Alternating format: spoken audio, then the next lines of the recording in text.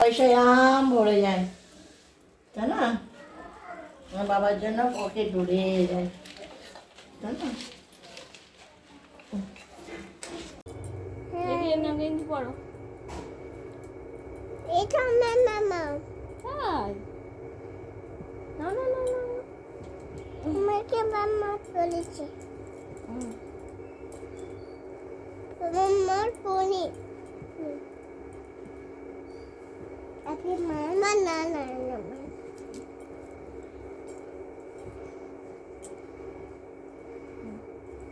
সবাইকে বলে দাও শুভ নববর্ষ। শুনে হচ্ছ বলো সবাইকে। সবাইকে কি বলো? শুভ শোভা বচ্ছ নববর্ষ। নয় বচ্ছ হ্যাঁ, টাটা দি দাও। টাটা। এই দেখো আমি নতুন গেঞ্জি প্যান্ট পরেছি। এটা করলাম আমি নতুন জানছি। Hello everyone, welcome back to my channel. তো আজকে পয়লা বৈশাখ, আর পয়লা বৈশাখের দিন কেমন কাটলো সেটাই তোমাদের সাথে আমি শেয়ার করব। আর তার আগে সবাইকে শুভ নববর্ষ। তোমরা কেমন আছো? আশা করি সকলে ভালো আছো, আর আমি কেমন আছি সেটাও তোমরা দেখতে পাবে। ভালোই আছি, মানে এরকম পয়লা বৈশাখ আমার কোনো দিন কাটেনি, তো প্রথমবার যেহেতু ভালোই লাগছে। তো কেন কেমন কেটেছে কী বৃত্তান্ত, তোমরা ভিডিওটা কন্টিনিউ করো তাহলেই জানতে পারবে। আর এখন যে রিচুয়ালটা হচ্ছে সেটা হচ্ছে দুধ উতলানো। অনেকের বাড়িতেই আছে পয়লা বৈশাখের দিন মানে দুধ উতলানো। আর এই দুধ উতলানোর যেমন তেমনভাবে না একটা নিয়ম আছে, যেমন দুধ উতলানোর যে জালটা দেওয়া হয় সেটা আইরির ডাল, পাটকাঠি এইসব দিয়ে জাল দেওয়া হয়, আর মুচির মধ্যে দুধটা জাল দেওয়া হয়। তো খুব নিষ্ঠা করে পুজোটাও করা হয় যাতে সংসারে মানে উন্নতির জন্য। তা এটা আমার শ্বশুরবাড়িতে গিয়ে আমি দেখছি, আমাদের বাপের বাড়িতে ছিল না, তো এই জন্য দেখে নিচ্ছি কেমন কি হচ্ছে। তা ওপরে যেহেতু ঠাকুর ঘরের সামনে এটা করা হচ্ছে, তো নিয়ে গেলাম। আর ছেলেকে সকালবেলা স্নান করিয়ে, ছোটোবেলার থেকেই যেটা আমরা পয়লা বৈশাখ পুজো মানে তো নতুন জামাকাপড় পরে ঠাকুর দেখতে যাওয়ার, পয়লা বৈশাখ মানে সকাল থেকেই বাড়িতে নতুন জামাকাপড় পরা, তো যেটাই পরি না কেন, তো এইগুলোর মধ্যে একটা কোথাও যেন ছোটোবেলা খুঁজে পায়, কোথাও আনন্দ খুঁজে পায়।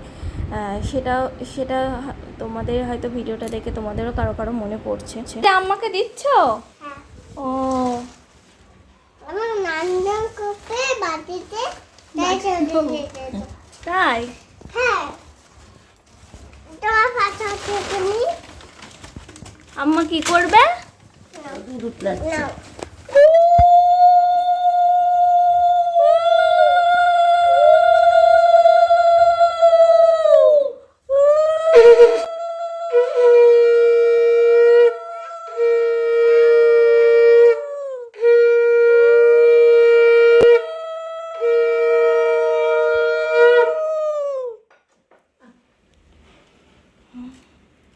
পয়লা বৈশাখে সারাদিনের মধ্যে এই একটা বড় কাজ, মানে দুধটা কখন উতলাবো একটা চিন্তা থাকে, মানে কখন উতলাবো কখন সবটা সারবো। এই দুধ উতলানোটা হয়ে গেলে একদিকে নিশ্চিন্তে এদিকে পুজো পাঠ কমপ্লিট করে রান্নায় ঢোকা যায়।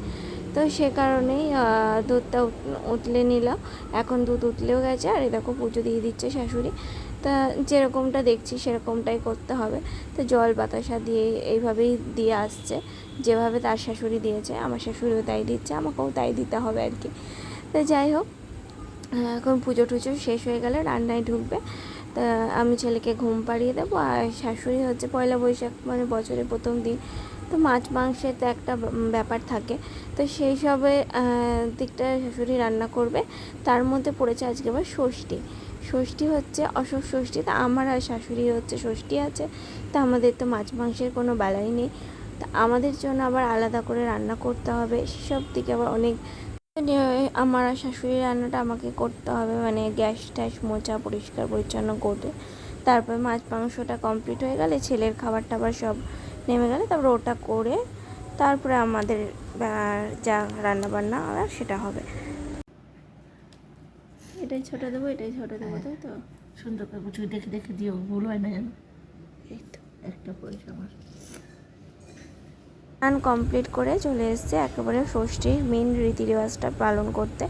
তো দেখছো এখন কলা চটকে নিয়েছি, আর কলার মধ্যে আমার আর শাশুড়ির জন্য 6টা মুগ ডাল আর 6টা অশোক ফুল, যেহেতু অশোক ষষ্ঠী তো সেটা ভাগ করছি। আর এটা ভাগ করে কলার সাথে নাকি তাতে যাতে না লাগে গিলে খেয়ে নিতে হবে। এই হচ্ছে অশোক ষষ্ঠীর মেন রীতি রেওয়াজ। তো এটা খেয়ে নিয়ে তারপরে প্রসাদ যা মুখে দেওয়া দিতে পারবো, তারপরে জল খাওয়া। তা সকাল থেকে উপোস করে আছি, তাই শাশুড়ি বললো যে আগে এটা করে নিয়ে প্রসাদ মুখে দিয়ে তারপরে যা রান্নাবাড়ি করো। তো সে কারণে এখন ভাগযোগ করছি। তাই শাশুড়ি বারবার বলছে দেখো আমি তো এমনি চোখে দেখতে পাই না, তুমি একটু বেছে দেখো, ভুল হয় না কিন্তু, ভুল হলে আর মানে সেটা হবে না আর কি। যাই হোক যেমন বলছে তাই দেখিয়ে দিচ্ছি। আবার সেটা আবার ফোটা ফুল হলে হবে না, কড়ি ফুল নিতে হবে। তো এটাই বলছে যে কোনটা ফোটা ফুল কোনটা কড়ি ফুল সেটা দেখে নাও। তো এবার আমার বাছা প্রায় কমপ্লিট হয়ে গেছে, এবার আমরা খেয়ে নেব। মানে খেয়ে নেবো আর কি, গিলে নিতে হবে। তো দেখো আমরা কীভাবে অশোক ষষ্ঠী পালন করছি সেটাও তোমাদের সাথে শেয়ার করছি। হ্যাঁ, আমি গুনে দিয়েছি, তারপরেও আবার শাশুড়ি একবার দেখে নিল, যেহেতু সে প্রথম থেকে করে আসছে আর আমি তো জাস্ট 2 বছর। তো এইটাই তোমাদের বললাম 5 বছরে আমি প্রথম আমার এরকম পয়লা বৈশাখ কাটলো। কারণ আমি 5 বছর আমার বিয়ে হয়েছে, কিন্তু বিয়ের পরে পয়লা বৈশাখ 5 বছরে প্রথম আমার এইভাবে কাটলো। এখন সেই পালন করছে, গিলে নিয়েছে কমপ্লিট। এইবার হচ্ছে আমার পালা। তো আমিও চেষ্টা করছি সেইভাবেই যাতে না ঢাকে। তো মন থেকে চাইলে সবটাই ঠিক হয়, তা মন থেকে চেয়ে পালন করছি বলেই হয়তো ঠিক হয়েছে। আর এই দেখো এখন রান্নাতে ঢুকে পড়েছি। ফার্স্টে পটল ভাজছি, আর পটল ভেজে করব পটল বেগুন ভাজা আর ডালিয়া করব। মানে অশোক ষষ্ঠীতে হলুদ নুন খাওয়া যাবে, শুধু ভাত না খেলেই হলো। তো ডালিয়া করার জন্য আমি ডালিয়া ভিজিয়ে দিয়েছি, সবজি কেটে নিয়েছি, আর এদিকে এখন মুগ ডাল ঢালছি। মুগ ডালটা দিয়ে যেহেতু করবো, যেহেতু নিরামিষ। আর রান্না করতে করতে আমার ছেলে উঠে পড়েছে, আর ছেলে উঠেই তো কান্না, আর আমাকে ছাড়া ঘুম থেকে উঠে কিছু বোঝে না। তো ওর সাথে গল্প করতে করতে রান্না করছি, কারণ দেরি হয়ে গেছে, নাহলে আবার রান্না পুড়ে যাবে, খেতেও দেরি হবে, সে কারণে। তুমি কি দেখলো? ওটা কি পাতা? টেপ পাতা। আর কি রান্না করব? জিরে রান্না করব, জিরে ফোড়ন দিয়ে করব। আর তরকারি। ওই বাবা রে, তোমার ঘুম হয়ে গেল? হ্যাঁ। তুমি কি খাবা? ভাত কি দিয়ে ভাত খাবা? আলু দিয়ে? তুমি চিকেন খাবা তো? চিকেন খাবা তো? পড়বা না? তুমি চিকেন খাবা তো? না পড়বা না, বলো তুমি চিকেন খাবা তো? তুমি চিকেন খাবা না কি খাবা বলে দাও? আলু ভাজা বললে যে চিকেন খাবো, না মুরগির মাংস? তাহলে চিকেন কিছুই না। এটা তাই কি রান্না করে দিয়েছো বলো? ডালিয়া দিয়েছিলাম, ভালো হয়েছে?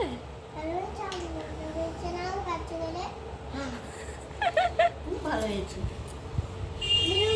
আমি আর শাশুড়ি এখন সবশেষে রান্নার পরে খেতে বসেছি। আর আমার ছেলে তো শুনলে ও নাকি রান্না করেছে, যেহেতু আমার কোলে ছিল তাই ও রান্না করেছে। তো বাচ্চারা যাতে খুশি হয়, শুনেও আমাদের আনন্দ। আর একদম চলে এসেছে এখন বিকেলবেলা। আমাকে বলো, পাপাকে জিজ্ঞেস করেছো মুরগির মাংস এনেছে কিনা?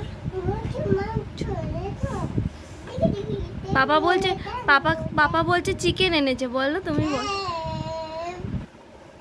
ওই বাবা কত আদর, নববর্ষের আদর হচ্ছে এটা। তো দেখো তোমাদের দাদাভাই এখন ঘুমালে, আর ছেলে গিয়ে এরকম করে বিরক্ত করে, ওকে একটু ঘুমাতে দেয় না। মানে ওর সাথে সারাক্ষণ খেলো, যতক্ষণ বাড়িতে আছো ততক্ষণ খেলো, ও জেগে থাকা মানেই ঘুমানো চলবে না। তো এইভাবে সারাদিন চলতে থাকে। ছুটির দিনগুলো বাড়িতে থেকে যে ও একটু রেস্ট নেবে, ঘুমাবে, তো ছেলের জন্য কিছু ঘুমাতে পারে না, কিছু বলেও না।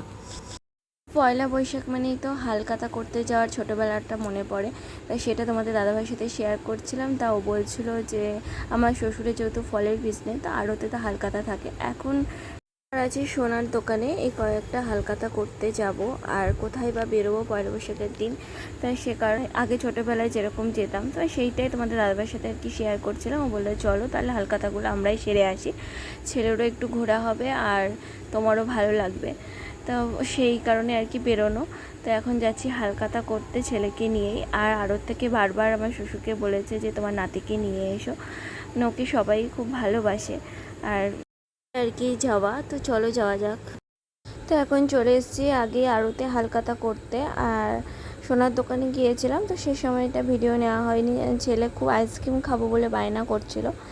তো এখন যে আড়ত থেকে ওর প্রচুর নিমন্ত্রণ এসছে, সেই আড়তে আগে চলে গেলাম হালখাতা করতে। আর এই দেখো হালখাতা করতে গিয়ে মানে খুব জমে গিয়েছে ও গল্প করতে।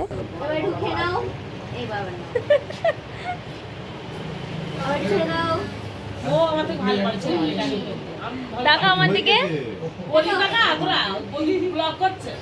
টাকা ছবি তুলি তুই টাকা ডাকছে দেখতে বলছে দেখতে তোকে টাকাটা বলছি, তুই টাকা।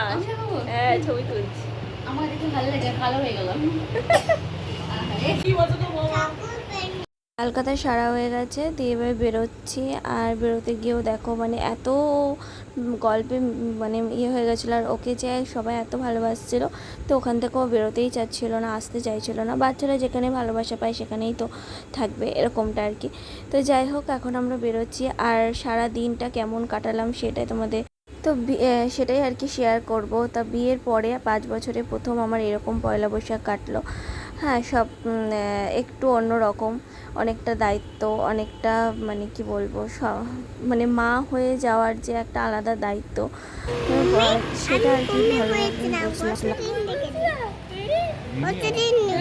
সে ওর মিমির সাথে একটু দেখা করলাম। মানে আমার বোন গেছিলো হাই স্ট্রিটের দিকে, তো ওর সাথে একটু দেখা করলাম। আর এখন বাড়ি চলে যাচ্ছি।